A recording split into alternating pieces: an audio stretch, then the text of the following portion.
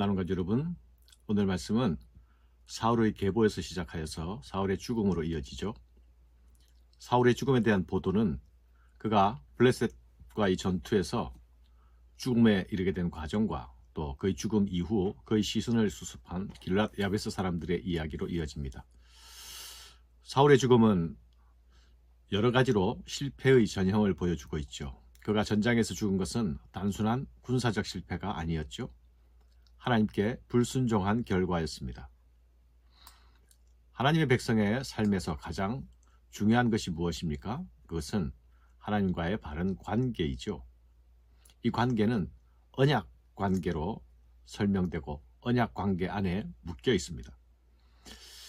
언약 관계는 하나님의 말씀에 충실하게 순종할 때에 유지되는 것이죠. 사울은 베냐민 자손으로서 하나님의 선택함을 받아 이스라엘의 왕에 오르게 됩니다. 그러나 그는 하나님의 말씀을 최우선에 두지 않았습니다.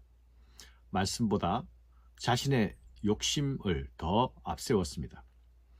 말씀보다 타인의 평가나 인정을 더 중요하게 생각했죠. 그는 하나님의 응답을 구하고 기다리기보다는 신접한 여인을 찾아갑니다. 결국 그는 전쟁터에서 전사하게 되는데 그것은 하나님의 심판이었습니다. 하나님은 사울을 심판하셨지만 그 가운데서도 은혜를 거두어 가시지는 않으셨습니다. 사울의 실패와 몰락에도 불구하고 그의 후손들은 여전히 이스라엘 공동체 내에 남아 있지 않습니까?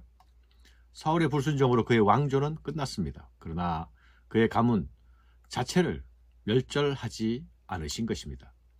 사울 가문이 이스라엘 역사 속에서 사라지지 않았다는 것, 그것은 하나님의 섭리와 계획은 인간의 실패를 초월하여 계속되고 있다는 것을 의미합니다. 사울 가문이 역사 속에서 사라지지 않았던 것처럼 우리 삶 속에서도 하나님의 은혜는 여전히 지속되고 있음을 기억해야 합니다. 설사 우리의 실패가 있다 할지라도 하나님의 계획은 중단되지 않습니다. 우리가 신실하게 하나님께 회복을 구하며 나아갈 때에 하나님 우리를 다시 세워주시고 그분의 뜻을 이루어 가실 것입니다. 사울 왕조의 몰락은 군사적 실패가 아니라 신앙적 실패였습니다. 역대기 말씀은 그가 여호와께 범죄하였기 때문이라고 분명하게 밝히고 있죠. 그의 범죄는 하나님께 대한 불순종이었습니다. 사울은 하나님께 온전하게 순종하지 않았습니다.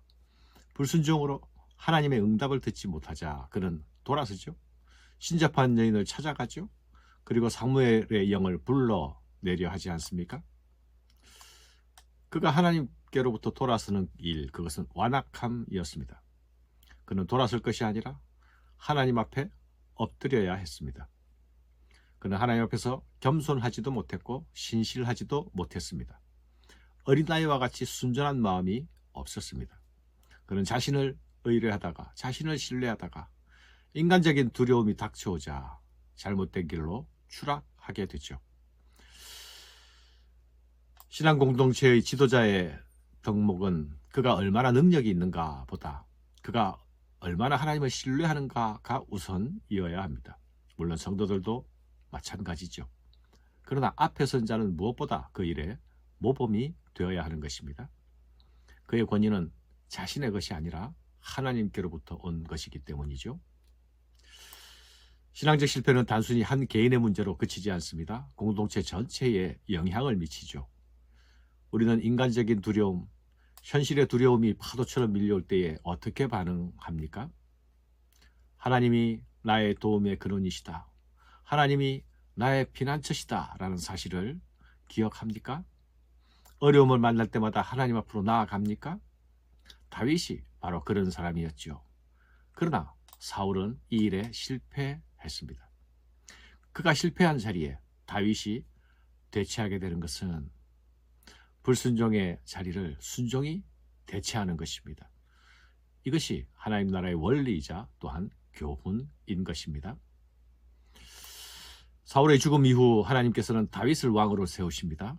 역대기 기자는 다윗 왕조의 시작을 통해서 하나님의 회복하시는 역사의 원리를 강조하고 있습니다. 다윗 역시 연약함과 실패를 가진 인간이었습니다. 그러나 그가 사울과 다른 점은 무엇이었습니까? 다윗은 자신이 죄를 깨달았을 때에 즉시 회개했습니다. 우리는 모두 실패할 수 있는 인생들이 아닙니까? 중요한 것은 실패 이후의 태도입니다. 사울처럼 자신의 방법을 고집하며 하나님을 외면할 수도 있습니다. 하나님께 마음을 닫을 수도 있습니다. 그러나 다윗처럼 하나님께로 돌아와 회복을 경험할 수도 있습니다. 하나님은 실패한 자를 버리시는 분이 아니십니다. 실패한 자를 돌이키십니다. 실패한 자를 다시 세우시는 분이십니다. 우리가 넘어질 때마다 기억해야 할 사실은 우리 하나님은 다시 일으키시는 분이시다. 다시 세우시는 분이시다. 라는 사실을 기억하며 나아가야 할 것입니다. 감사합니다.